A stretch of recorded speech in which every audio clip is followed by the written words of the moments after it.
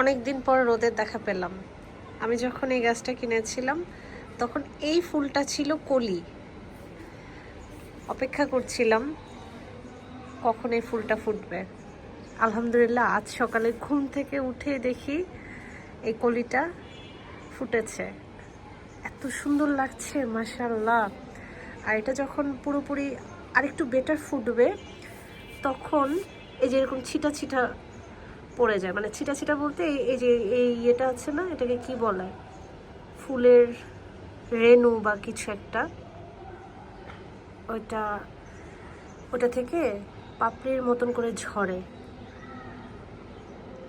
তো তখন পাতার মধ্যে না অন্যরকম একটা ডিজাইন তৈরি হয়। মানে আমি না এর সৌন্দর্যের বর্ণনা কিভাবে করব বুঝতেছি না।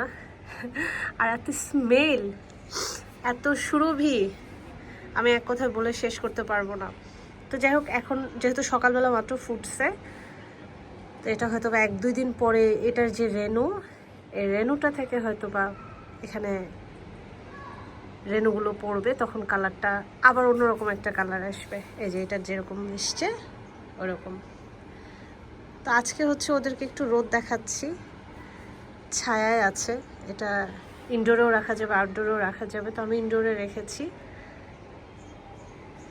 এই হলো আজকে প্রথম সকালে কলি থেকে ফুল হলো।